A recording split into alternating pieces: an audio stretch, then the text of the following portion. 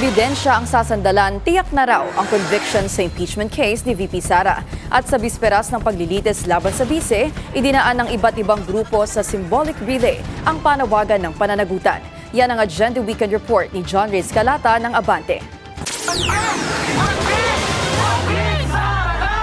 Idinaan ng Tindig Pilipinas at iba't ibang progresibong grupo sa isang symbolic relay na binansagang lakbay pananagutan ang kanilang pagsuporta sa impeachment laban kay Vice President Sara Duterte, isang araw bago ang trial nito. Sinimula ng mga grupo ang programa sa Southgate ng Batasang Pambansa sa Quezon City na sumisimbolo umano sa Article 4 ng impeachment, ang inciting to sedition at grave threats dahil sa umano'y pagbabanta ng bise sa buhay ni na Pangulong Ferdinand Marcos Jr., First Lady Liza Araneta Marcos at dating House Speaker Martin Romualdez. Dumaan ang relay sa Commission on Audit sa Commonwealth Avenue sa Quezon City para naman sa Article 1 ng impeachment na may kaugnayan sa graft and corruption dahil sa umano'y maling paggasta ng confidential funds ng Vice Presidente.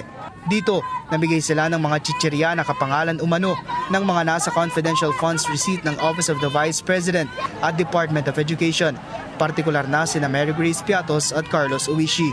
Nagtungo rin ng mga grupo sa isang bangko sa Julia Vargas Avenue sa Pasig City para sa Article 2 na tumatalakay sa betrayal of public trust dahil sa umano'y unexplained wealth ng bise.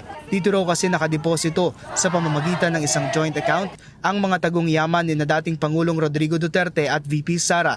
Nagtapos naman ang relay sa tanggapan ng Department of Education sa Pasig City na sumisimbolo sa Article 3 ng impeachment na may kaugnayan sa umano'y bribery at procurement irregularities na kinasasangkutan ng DepEd officials. Kumpiyansa si Tindig Pilipinas Convenor Kiko Aquino D na kung ibabase sa ebidensya, mako-convict si VP Sara.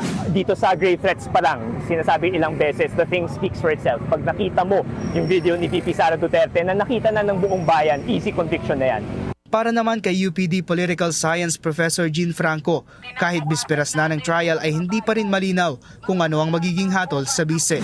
Maraming mga sorpresang maaaring maganap na hindi natin ma-anticipate. Kasi yung struktura kasi ng Senado, separate republics ang bawat isa. Mahirap talaga ma-predict.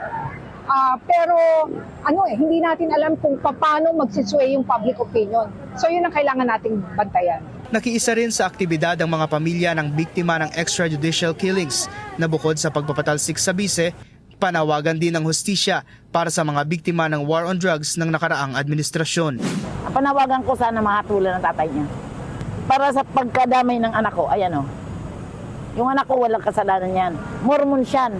Bibli lang, minsan lang inutusan ko siyang bumili ng kape, nadamay na siya. Pinagbabaril na.